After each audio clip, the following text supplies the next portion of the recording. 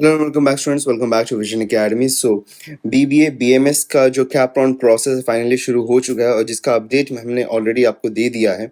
और अभी हम आज इस वीडियो में देखने वाले हैं किस तरीके से आप कैप राउंड का पूरा फॉर्म फिलिंग को सही तरीके से कर सकते हैं। उसके बारे में आपको यहाँ पे कंप्लीट इन्फॉर्मेशन शेयर करने वाला हूँ, तो पूरा वीडियो देख लीजिएगा, पूरा वीडियो अच्छी तरीके से देखिएगा, कोई भी स्टेप को मिस मत करिएगा, क्योंकि अगर गलती हो जाती है छोटी सी भी तो आगे चल के बहुत प्रॉब्लम हो जाता है।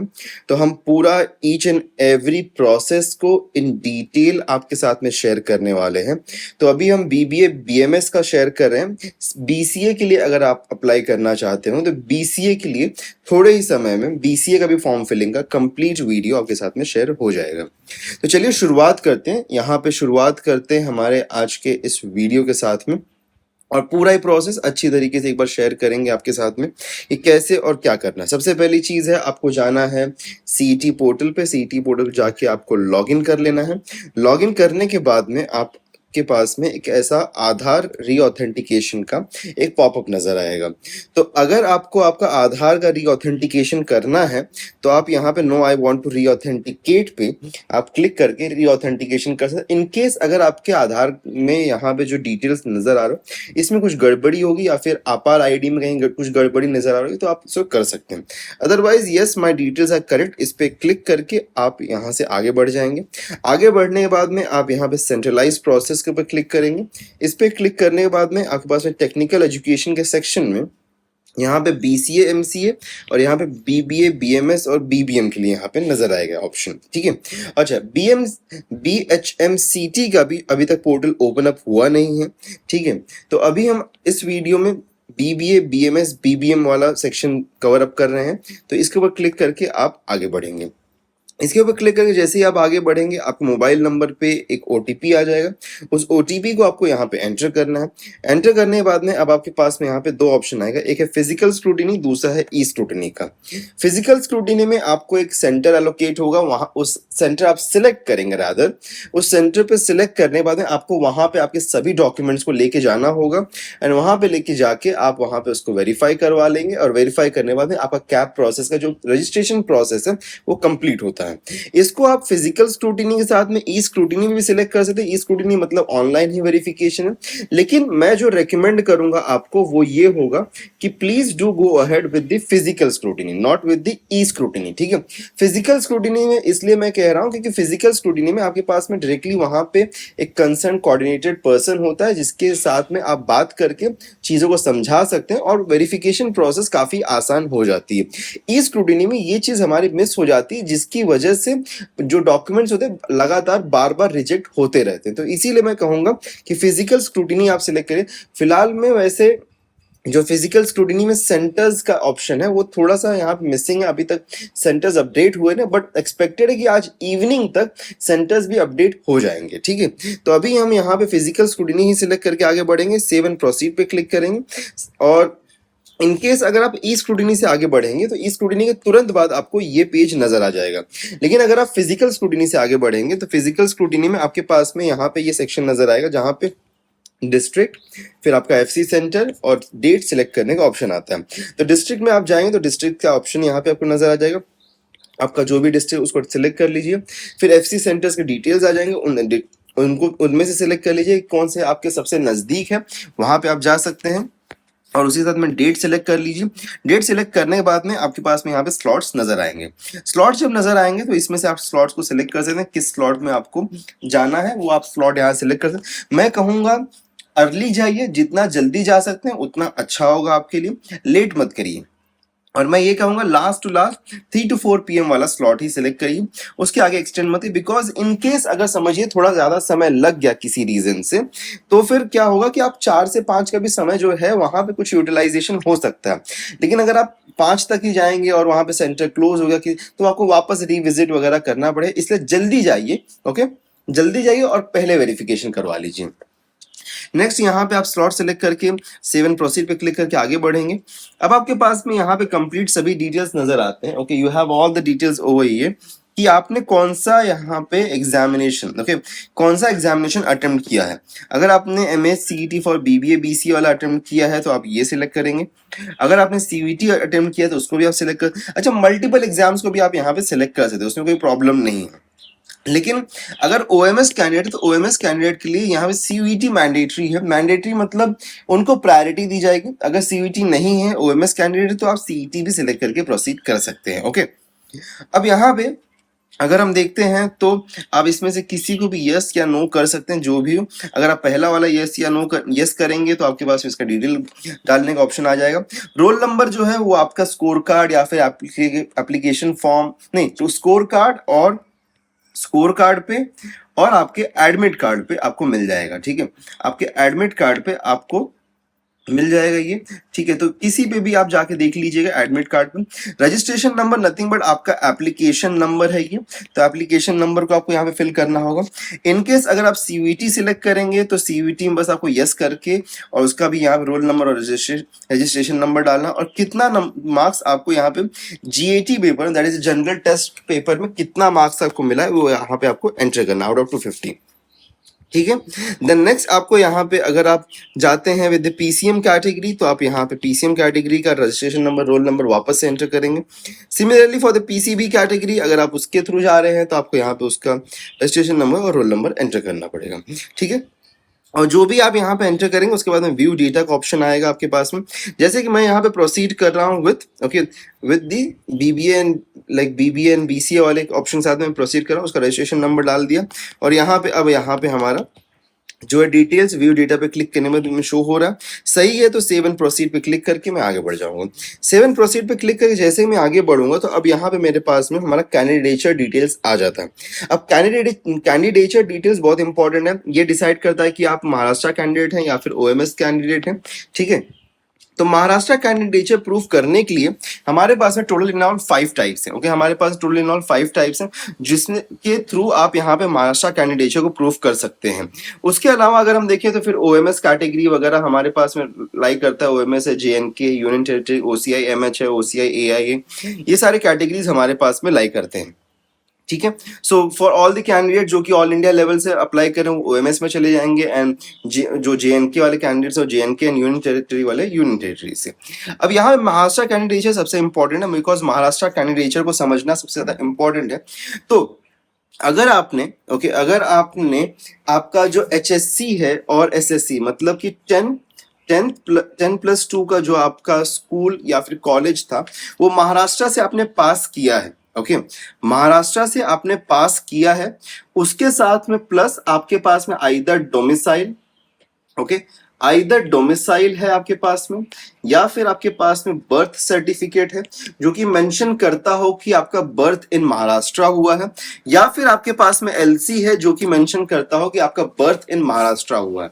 तो समझ लीजिएगा टाइप A कैंडिडेचर किसके लिए है।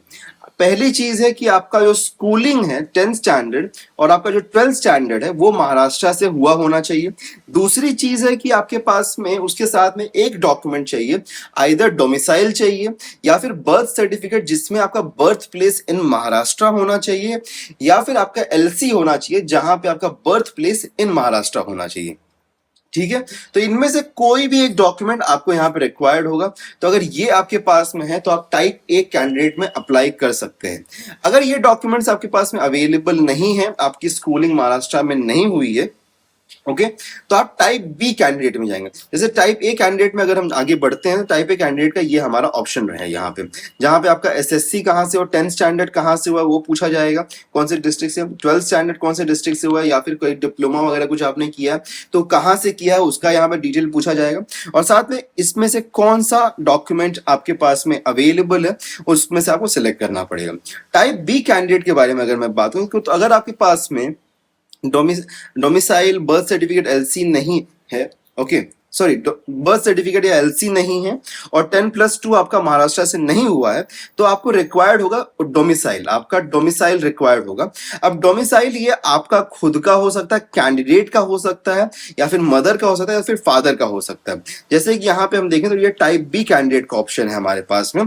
टाइप बी कैंडिडेट में आपका जो स्कूलिंग है महाराष्ट्र से नहीं हुआ, आपका कॉलेज जो 12th स्टैंडर्ड वो महाराष्ट्र से नहीं हुआ, लेकिन अगर आपके पास में आपका खुद का डोमिसाइल है, या फिर आपके फादर का डोमिसाइल है, या फिर आपके मदर का डोमिसाइल है, इसमें से कोई भी डोमिसाइल अगर अवेलेबल है तो उस केस में आप अप्लाई कर सकते हैं, और कौन से डिस्ट्रिक्ट से आपको डोमिसाइल मिला है उसको यहाँ पे अप्लाई करके सेव एंड प्रोसीड पे क्लिक कर सकते हैं। बढ़ते हैं हम आगे। नेक्स्ट अगर हम आगे बढ़ें तो टाइप सी कैंडिडेट होता है हमारे पास में। टाइप सी कैंडिडेट ये होता है कि आपके फादर या मदर, ओके, आपके फादर या मदर जो है वो गवर्नमेंट ऑफ इंडिया के एम्प्लॉय हैं जो कि पोस्टेड इन महाराष्ट्र, या तो गवर्नमेंट ऑफ इंडिया के एम्प्लॉय हो या फिर गवर्नमेंट ऑफ इंडिया अंडरटेकिंग के एम्प्लॉय हो। तो उस केस में आपके जो फादर एंड मदर अगर पोस्टेड इन महाराष्ट्र हैं तो उनका एक एम्प्लॉयर यहाँ पे एम्प्लॉयर सर्टिफिकेट लगेगा जो कि परफॉर्मा ए हम कहते हैं। परफॉर्मा ए कहाँ से मिलेगा आपको? डायरेक्टली यहाँ पे लिंक दिया गया, इसे डाउनलोड कर सकते हैं, या फिर हमारे चैनल से व्हाट्सएप ग्रुप या फिर टेलीग्राम ग्रुप या फिर हमारी वेबसाइट से आप डाउनलोड कर सकते हैं। तो यहाँ पे आपको डिटेल सिलेक्ट कर लेना। डिटेल सिलेक्ट करने के बाद में आप डिस्ट्रिक्ट सिलेक्ट करके आगे प्रोसीड करेंगे।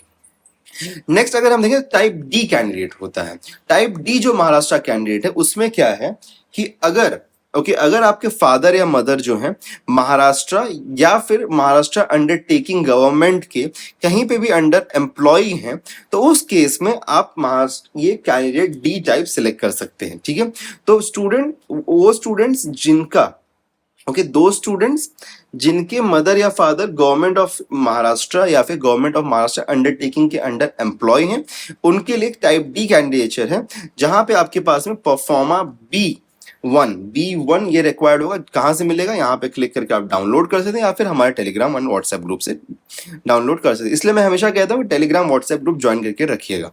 ठीक है, यहाँ से सिलेक्ट करके प्रोसीड करके आगे बढ़ सकते हैं। टाइप ई कैंडिडेट वो है जो कि महाराष्ट्र कर्नाटका बॉर्डर पे प्लेस्ड है, बट एक कंडीशनल यहाँ पे इंपॉर्टेंट चीज है कि आपकी मदर टंग हिंदी होना मराठी होना मैंडेटरी है। तो अगर आपका मदर टंग जो है मराठी है तो उस केस में हम यहाँ पे आप अप्लाई कर सकते हैं कि आप महाराष्ट्र कर्नाटका बॉर्डर पे लाई करते हैं, एंड आप यहाँ पे आपका स्कूलिंग का डिस्ट्रिक्ट, आपका जो HSC का डिस्ट्रिक्ट उसको सिलेक्ट कर लीजिए क्वालिफाइंग एग्जाम का, और आप यहाँ से सेव एंड प्रोसीड कर सकते हैं। मैं फिलहाल यहाँ पे टाइप ए कैंडिडेट के थ्रू बढ़ रहा हूँ आगे, जहां पे मैंने डिस्ट्रिक्ट को सिलेक्ट कर लिया है, और कोई भी एक डॉक्यूमेंट यहाँ से आपको सिलेक्ट कर लेना है, सेव एंड प्रोसीड पे क्लिक करके आगे बढ़ना है। उसके बाद में आप देखेंगे तो अब आपके पास में यहाँ पे ऑप्शन आता है आपका कैटेगरी डिसीजन का। तो आप किस कैटेगरी से बिलोंग करते हैं? जनरल कैटेगरी से अगर आप बिलोंग करेंगे तो आपके पास में EWS का ऑप्शन आता है। तो EWS ऑप्शन में अगर आप देखेंगे तो आपके पास में EWS सर्टिफिकेट होना चाहिए जो कि परफॉर्मा V होता है, फिर परफॉर्मा 5 आप कह लीजिए जो कि EWS का। इसमें कोई भी government appropriate authority of government से वो इशू होना चाहिए। महाराष्ट्र गवर्नमेंट से हो पा रहा है तो महाराष्ट्र गवर्नमेंट वाला चल जाएगा, सेंट्रल गवर्नमेंट से हो रहा है तो सेंट्रल गवर्नमेंट वाला चल जाएगा। एक अप्रोप्रिएट अथॉरिटी ऑफ गवर्नमेंट से वो इशूड होना चाहिए। आपके पास में आइदर सर्टिफिकेट अवेलेबल है, मतलब अगर अवेलेबल है तो आप अवेलेबल सिलेक्ट कर सकते हैं। अगर अवेलेबल नहीं है लेकिन आपने अप्लाई किया, आपके पास में रिसिप्ट है, तो उस केस में आप यहाँ पे applied but not received select करेंगे। और अगर आपके पास में नॉट अवेलेबल आपने सिलेक्ट कर लिया तो मतलब कि आप अप्लाई नहीं कर पाएंगे। ठीक है, तो EWS के लिए ये दो इंपॉर्टेंट है। रिसिप्ट भी काम कर जाएगा, ओरिजिनल भी काम कर जाएगा, लेकिन एडमिशन के टाइम पे आपको ओरिजिनल सबमिट करना पड़ेगा या फिर एक टाइमलाइन आपको दी जाएगी। नेक्स्ट आगे प्रोसीड करते हुए अब हम यहाँ पढ़ेंगे तो रिजर्व कैंडिडेचर हमारे पास में। रिजर्व कैंडिडेचर मतलब ये आपका कास्ट वाला सेक्शन आ जाता है, जहां पे आप SC ST OBC VJ NT select कर सकते हैं। अगर आप SC ST से बिलोंग करते हैं तो आपके पास में कास्ट सर्टिफिकेट होना चाहिए। ओके, कास्ट सर्टिफिकेट आपके पास में होना चाहिए। कास्ट सर्टिफिकेट के साथ में आपके पास में यहाँ पे वैलिडिटी सर्टिफिकेट होना चाहिए। बाकी सभी कैटेगरीज के लिए आपके पास में यहाँ पे कास्ट, फिर वैलिडिटी सर्टिफिकेट और साथ में नॉन क्रीमी लेयर सर्टिफिकेट होता है। Okay, non creamy layer certificate यहाँ पे रिक्वायर्ड होता है। ये नॉन क्रीमी लेयर सर्टिफिकेट, बहुत सारे स्टूडेंट्स हमको कमेंट करते हैं सर नॉन क्रिमिनल, देखिए नॉन क्रिमिनल सर्टिफिकेट नहीं है ये, ओके। बहुत से स्टूडेंट्स कमेंट करते हैं सर मेरे पास नॉन क्रिमिनल सर्टिफिकेट नहीं, क्रिमिनल नहीं है भाई, वो नॉन क्रीमी लेयर सर्टिफिकेट होता है, ठीक है। तो ये तीनों सर्टिफिकेट्स रिक्वायर्ड होते हैं for the other all the caste, ठीक है। तो यहाँ पे आप कास्ट सिलेक्ट कर लेंगे, कास्ट सिलेक्ट करने के बाद में आपका सब category of the caste select कर लेंगे, फिर कास्ट सर्टिफिकेट आपके पास में अवेलेबल होना चाहिए। कास्ट सर्टिफिकेट मैंडेटरी है, ये ऑप्शन नहीं है, कास्ट सर्टिफिकेट मैंडेटरी है, ये होना ही चाहिए आपके पास में। ये नहीं कि अप्लाई किया है, रिसिट आया हुआ है, काम चल जाए, नहीं, नहीं चलेगा काम, ठीक है। कास्ट सर्टिफिकेट मैंडेटरीली होना ही चाहिए। अगर आपके पास नॉन क्रीमी लेयर सर्टिफिकेट नहीं है तो नॉन क्रीमी लेयर सर्टिफिकेट का फिलहाल में आपका यहाँ पर रिसिट काम कर जाए, अप्लाइड बट नॉट रिसीव्ड, इस केस में आपका रिसिट काम कर जाएगा, लेकिन नॉट अवेलेबल अगर रहेगा, आपने अप्लाई नहीं किया तो आप अप्लाई नहीं कर पाएंगे, प्रोसीड नहीं कर पाएंगे, ठीक है। मैं यहाँ पे फिलहाल मैं जनरल के साथ में आगे बढ़ रहा हूँ और ईडब्ल्यूएस को नो सिलेक्ट कर रहा हूँ। उसके बाद में आता है फिजिकली हैंडीकैप वाला सेक्शन, फिजिकली चैनलिंग वाला सेक्शन, इसको मैं नो सिलेक्ट कर रहा हूँ। फिर ऑर्फन डिफेंस वाला सेक्शन, इसको मैंने नो किया है। यहाँ पे डिफेंस वाला सिलेक्ट करेंगे तो उसके बाद में आपको परफॉर्मा देना पड़ेगा, उसका परफॉर्मा होता है, उसको भी डाउनलोड करके आप फिल आउट कर सकते हैं एज पर योर कैटेगरी। उसके बाद में नीचे हमारे पास में यहाँ पे ऑप्शन जो है वो ऑप्शन यहाँ पे आता है कि ऑप्शन में अगर हम यहाँ पे certificate of the Indian nationality candidate का यहाँ पे आ जाएगा, ठीक है। देन स्कूलिंग का यहाँ पे आ जाता है, school leaving certificate indicating the nationality of the candidate, okay. तो स्कूल लिविंग सर्टिफिकेट यहाँ पे आपको है, और बर्थ सर्टिफिकेट, इसमें से कोई भी एक आपको सर्टिफिकेट यहाँ पे दे देना, ठीक है। इसको देके आपको सब कोई भी सिलेक्ट कर लेना। यहाँ बस बात ये है कि ये इंडियन नेशनलिटी के लिए तो आपका birth place in India mention होना चाहिए, ठीक है, birth place in India mention होना चाहिए। उसके बाद में आप यहाँ से प्रोसीड कर सकते हैं, save and proceed. Then moving ahead, अब आपका यहाँ पे जो है ये आपका एजुकेशन डिटेल्स, क्वालिफिकेशन डिटेल्स यहाँ पे आ जाता है। तो सबसे पहली चीज़ है यहाँ पे 10th का यहाँ पे आपको डिटेल्स फिल करना है। तो 10th का आपका एग्रीगेट मार्क्स कितना था, मैथ्स में कितना था, साइंस में कितना था, इंग्लिश में कितना था, ये सब आप यहाँ पे फिल कर देंगे। ये फिल करने के बाद में आगे प्रोसीड करें तो 10+2 का यहाँ पे इन्फॉर्मेशन आपसे लिया जाएगा, और उसी के साथ में या फिर आपने अगर डिप्लोमा वगैरह किया है तो उसका डिटेल्स आप यहाँ पे फिल कर सकते हैं। मैं फिलहाल में यहाँ पे 12th के साथ में मूव आउट कर रहा हूँ, तो यहाँ पे यस में सिलेक्ट करूंगा। यस सिलेक्ट करके यहाँ पे आपने कौन से बोर्ड से किया वो बोर्ड सिलेक्ट कर लेना, ईयर कौन सा रहा है आपका वो सिलेक्ट कर लेना, रोल नंबर क्या रहा है उसको एंटर कर देना आपको। जैसे अब यहाँ पे देखिए कुछ लोगों का रीवैल्यूएशन में शायद से होगा, तो इन्होंने इस बार रीवैल्यूएशन का यहाँ पे ऑप्शन दिया, तो रीवैल्यूएशन आप यहाँ पे सिलेक्ट कर सकते हैं इनकेस अगर आपका रीवैल्यूएशन में है। अदरवाइज अगर आपको कंफर्म है तो 2026 यहाँ पे सिलेक्ट करके प्रोसीड करेंगे। तो यहाँ पे आपको आपका सीट नंबर डालना है, आपने पास किया यस, उसको पास पे सिलेक्ट करना है, और आपके मदर का नाम यहाँ पे ऑटोमेटिकली आ जाएगा। चेक रिजल्ट पे क्लिक करेंगे, आपका रिजल्ट यहाँ पे आपको फ्लैश हो जाएगा, दिखाई दे जाएगा। उसके बाद में आपको सेव एंड प्रोसीड पे क्लिक करके आगे बढ़ना है। इन केस अगर आप यहाँ पे कोई और बोर्ड से हैं तो आप अनदर बोर्ड सिलेक्ट करके डायरेक्टली आपको मार्क्स यहाँ पे एंटर करना, उसके लिए फेच डिटेल्स नहीं आता है, ठीक है, उसके लिए फेच डिटेल्स नहीं आता। और अगर आप दोनों को ही नो सिलेक्ट करेंगे तो मैंडेटरी है, एटलीस्ट 1 क्वालिफिकेशन तो चाहिए, बिकॉज 10+2 लेवल मांगा जा रहा है इसके अंदर। तो सेव एंड प्रोसीड पे क्लिक करेंगे और आगे बढ़ेंगे। सेव एंड प्रोसीड पे क्लिक करते ही अब आपका यहाँ पे पर्सनल डिटेल्स का सेक्शन आ जाएगा। तो पर्सनल डिटेल्स में यहाँ पे आपका नाम शो होगा, यहाँ भी नाम शो होगा, मदर्स नेम होगा, सारे डिटेल्स को आपको चेक कर लेना, सब कुछ सही है कि नहीं, सब डिटेल्स को आपको चेक कर लेना है। उसके बाद में एक ऑप्शन यहाँ पे आता है जो कि ये TFWS के लिए, TFWS यस या नो आप कर सकते हैं। TFWS के लिए कौन अप्लाई कर सकता है, वो कैंडिडेट जिनका family income, okay, family income मतलब मदर या फादर या दोनों का कंबाइंड जो इनकम है, अगर वो लेस देन 8 लाख रुपीस है तो उस केस में आप TFWS में अप्लाई कर सकते हैं, ठीक है। उस केस में आप TFWS में अप्लाई कर सकते हैं, जिसमें आपको फीस में काफी ज्यादा डिस्काउंट मिल जाता है। तो TFWS अप्लाई करेंगे, आपको इनकम सर्टिफिकेट की रिक्वायरमेंट है, अगर आपने नहीं बनवाया है तो बनवा सकते हैं। देखिए इनकम सर्टिफिकेट का रिसिट काम नहीं करे, इनकम सर्टिफिकेट आपके पास में होना चाहिए, ठीक है। तो इनकम सर्टिफिकेट का रिसिट काम नहीं करने वाला, इनकम सर्टिफिकेट आपके पास में होना चाहिए। तो TFWS कैटेगरी के लिए बिलो 8 लाख रुपीस का इनकम सर्टिफिकेट आपके पास में होना चाहिए। अगर बनवाना चाहते हैं तो अर्जेंटली जाके भी आप 1500 से 2000 रुपए दे के अर्जेंटली 2 दिन में बनता है, बनवा सकते हैं, वो काफी ज्यादा यूजफुल आपके लिए हो सकता है। नेक्स्ट जो सेक्शन हमारे पास में वो रिलीजन वाला है, मदर टंग वाला। इसके बेसिस पे आपका लिंग्विस्टिक माइनॉरिटी का जो ऑप्शन है वो अनेबल होता है यहाँ पे, ठीक है। तो linguistic minority and religious minority based upon what religion you select and what mother tongue you select, based upon that your linguistic minority sections will be unlocked. तो अगर आपने क्रिश्चियन माइनॉरिटी यहाँ पे यहाँ क्रिश्चियन सिलेक्ट किया है as in religion, तो your Christian minority will be unlocked into the religious section. ठीक है, तो इसको भी सही तरीके से आप सिलेक्ट करें, बिकॉज इसके बेस पे आपका पूरा रिलीजियस माइनॉरिटी जो है, लिंग्विस्टिक माइनॉरिटी, पूरा माइनॉरिटी डिटेल्स जो आपका इसके बेसिस पे यहाँ पे सिलेक्ट होता है। बढ़ेंगे आगे, आपका यहाँ पे एड्रेस डिटेल होगा जो कि ऑलरेडी प्री फिल्ड आ जाएगा, बट एक बार चेक कर लीजिएगा सही है कि नहीं है, उसको एक बार चेक कर लीजिए। फिर आपका कॉन्टैक्ट डिटेल्स होगा, उसको भी चेक कर लीजिए। कॉन्टैक्ट डिटेल्स वगैरह सब कुछ सही है तो सेव एंड प्रोसीड पे क्लिक करके आप आगे बढ़ सकते हैं। जैसे ही आप आगे बढ़ेंगे, यहाँ पे आपके पास में ऑप्शन आ जाएगा कि आपको फोटो अपलोड का ऑप्शन आ जाएगा। तो फोटो आपको अपलोड कर देना, जो कि लेस देन 50 KB में होना चाहिए। ठीक है, तो फोटो को अपलोड कर देना। अपलोड करने के बाद में सेव एंड प्रोसीड पे क्लिक करना है। देन आपके पास डॉक्यूमेंट अपलोड का ऑप्शन आ जाएगा, तो डॉक्यूमेंट यहाँ पे अपलोड कर देना।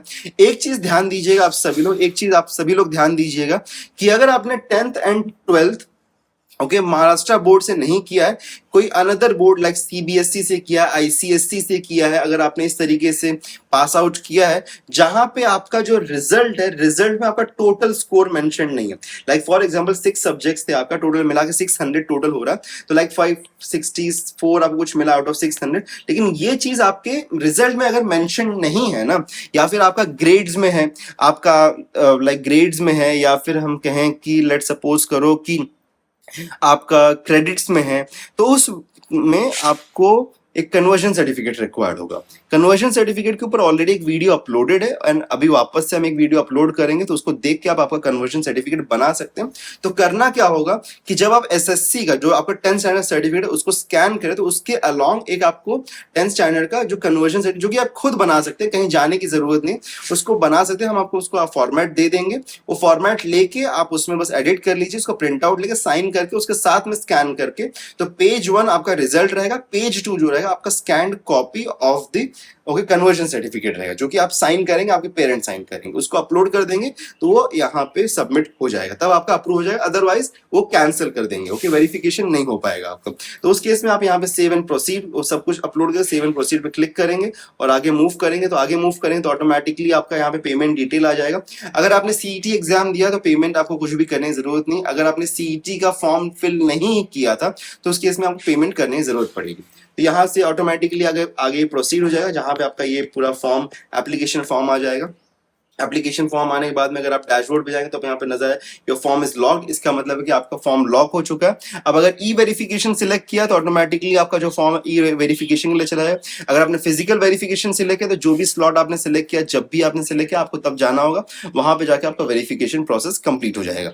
तो इस तरीके से आप आपका पूरा कंप्लीट जो फॉर्म है BBA BMS के लिए उसको फिल कर सकते हैं। तो ये कंप्लीट डिटेल था, प्लीज कोई भी डिटेल को मिस मत करिए। अगर कोई डाउट है तो पूछ लीजिए, and if you are interested into 1-to-1 counselling तो वो भी ज्वाइन कर सकते हैं। और एक चीज बताना है आप लोगों को कि हमारा college predictor for the BBA and BMS भी अवेलेबल है, जिसपे जाके आप आपका परसेंटाइल, आपके डिटेल्स सब कुछ एंटर करके आप आपके लिए जो प्रेफर्ड कॉलेज, जो बेस्ट कॉलेज है, उसको आप यहाँ पे सर्च कर सकते हैं आपके लिए। इसका एक प्रीमियम प्रेडिक्टर भी ओनली फॉर 199, जहां पे आपको बहुत सारे फीचर्स मिलते हैं। आपको प्रायोरिटी यहाँ पे सॉर्टिंग मिल जाती है, जहां पे best colleges in the preferred order आपको देखने के लिए मिल जाते हैं। ओके, रैंकिंग हम नहीं देते हैं कॉलेजेस को, लेकिन best order and the sequence of the colleges आपको यहाँ पे देखने के लिए मिल जाएंगे।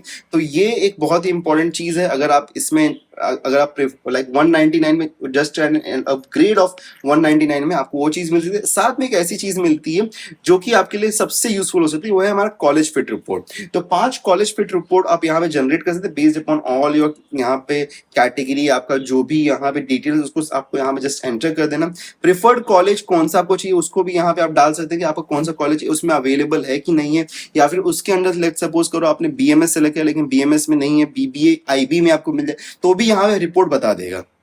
ठीक है, तो वो सारी चीजें यहाँ पे इनटू द रिपोर्ट आ जाती हैं।